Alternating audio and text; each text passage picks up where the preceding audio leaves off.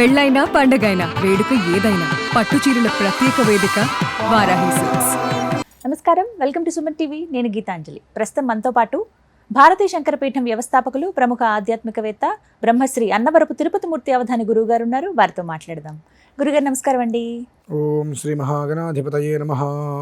గురుగారు, జ్యేష్ఠ ద్వాదశి జూన్ 7వ తారీఖు అండి. ఆ రోజు తిథి ఉంది కాబట్టి ఏంటి విశేషం? ఆ రోజు ఏం చేయాలి? అసలు శనివారం వచ్చింది. సరే, మీరు జ్యేష్ఠ ద్వాదశి గురించి అడిగారు కానివ్వండి. అసలు ద్వాదశి అంటే మనకున్నటువంటి అపోహలు అవి ఏంటో విషయం గురించి చెప్పుకుని వెళ్దాం. తప్పకుండా.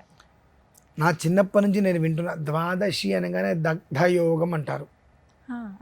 అంటే మొత్తం దహించేస్తుంది, కాల్ చేస్తుంది, నాశనం చేస్తుంది అని. అయ్యో, అనుకున్నా. అందరం చదువుకునే వాళ్ళమే, అందరం జ్ఞానులమే. కానీ ద్వాదశి అంటే దగ్ధయోగం అని చెప్పి మనం ఏదన్నా చేయడానికి ఎందుకు ఆలోచిస్తున్నాము అంటే, చేసేది వంటిది మొదలు పెట్టేటువంటిది నాశనం అయిపోతుంది. అంటే దగ్ధము అంటే దహించుకుపోవడం. ఓకే, మంచిది. అంటే ఏం దహించుకుపోతుంది అక్కడ?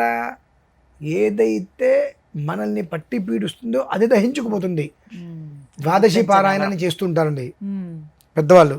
ఆ ద్వాదశి రోజు నాడు, సరే వారం శనివారం వచ్చిందా ఆదివారం వచ్చిందనే విషయాన్ని పక్కన పెడితే, ఆ వైకుంఠ నారాయణ స్వామి వారిని కీర్తించుకోగలిగితే నిజమే దగ్ధయోగం అన్నమాట 200% వాస్తవం. అంటే ఏంటి? కొంప కాలిపోవటం, ఇల్లు కాలిపోవటం, ఒళ్ళు కాలిపోవడం కాదండి. మనల్ని పట్టి పీడించేటువంటివన్నీ కూడా ఆ వైకుంఠ నారాయణుడు సుదర్శన చక్రంతో మొత్తం దగ్ధం చేసేస్తాడు, తీసిపడేస్తాడు మొత్తం అంతా కూడా. తీసుకోవాలి మనం. దగ్ధయోగం అంటే మొత్తం తగలబడిపోతుందని కాదు, మన దగ్గర ఉన్నటువంటి పీడ మొత్తం కూడా వెళ్ళిపోతుంది అని మనం గమనించాలి.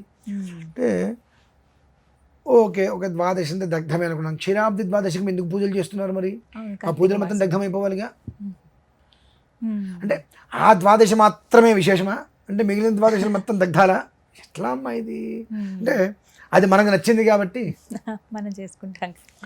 ద్వాదశి, ఆ ద్వాదశి రోజు నాడు వైకుంఠ నారాయణ స్వామి వారికి చక్కగా నువ్వు ఏం తులసీదళం, పచ్చకర్పూరం, విష్ణు సహస్రనామం, దాంతో నువ్వు ఆరాధన చేసుకో. అది ఆ అమ్మవారు చెప్పారండి. కేనోపాయేన లఘున విష్ణోర్నామ సహస్రకం. అంటే ఏ ఉపాయం చేతనైనా కొంచెమైనా ఆ రోజు నాడు విష్ణుమూర్తిని స్మరించు. ఓం నమో నారాయణాయ ఆ అష్టాక్షరం స్మరించు చాలు. ఏమవుతుంది స్మరిస్తే? ఓం నమో నారాయణాయ అంటే 8 అక్షరాలు.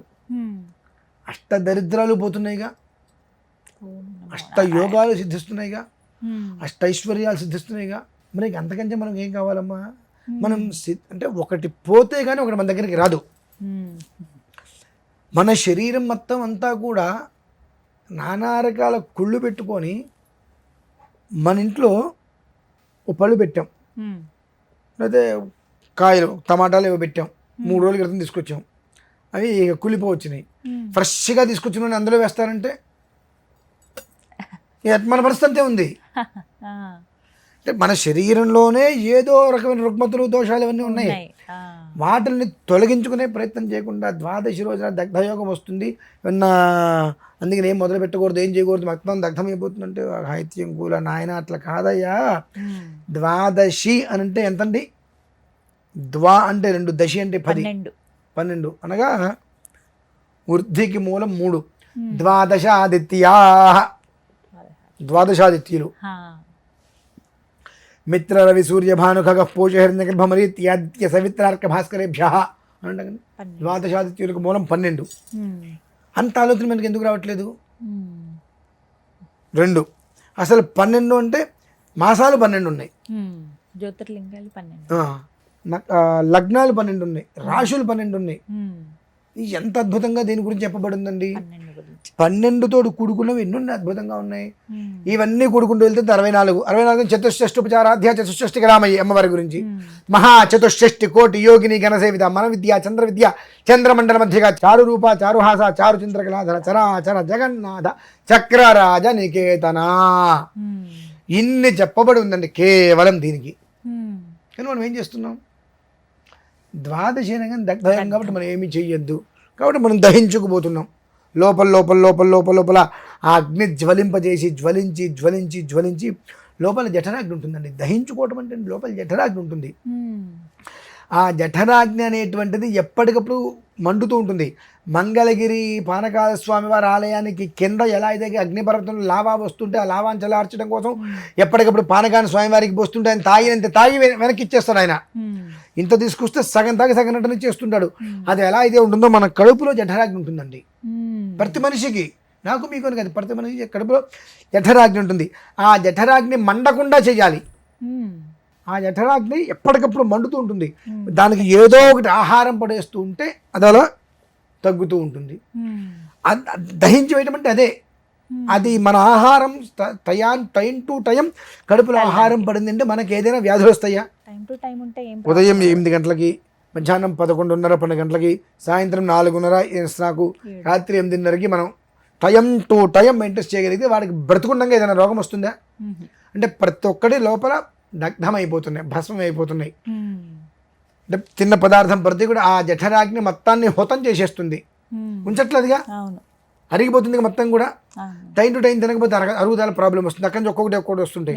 అంటే దగ్ధం అంటే మొత్తం నశింపజేయటం, లోపల ఉన్నటువంటి దాన్ని కానీ ఇంట్లో ఉన్నటువంటి నశింపజేయటం.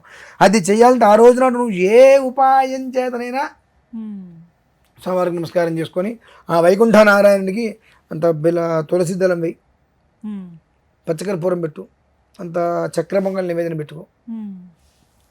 కేనోపాయేన లఘునా విష్ణోర్ నామ సహస్రకం పఠితైః పండితైర్నిత్యం శ్రోతుమిచ్ఛామ్యహం ప్రభో వనమాలీ గదీశారంగీ శంఖీ చక్రీ జనందకీ శ్రీమాన్నారాయణో విష్ణుర్వాసుదేవోభిరక్షతు.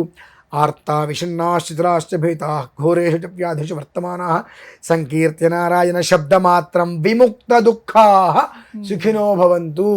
నువ్వు విష్ణు సహస్రనామం మొత్తం చెప్పిన తప్పకి మన 12 ఘడియలలో సంకీర్తి నారాయణ శబ్దమాత్రం అంటే నారాయణ అనే శబ్దం, ఓం నమ కూడా కలదండి, నారాయణ శబ్దమాత్రం, నారాయణ అనే శబ్దమాత్రం విముక్త దుఃఖా సుఖినో భవంతు అని ఎంత చెప్పబడిందండి.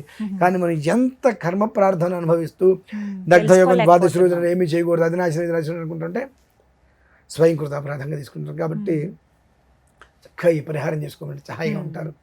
నారాయణుడి పూజ. ధన్యవాదాలు గురుగారు. పరమేశ్వరం.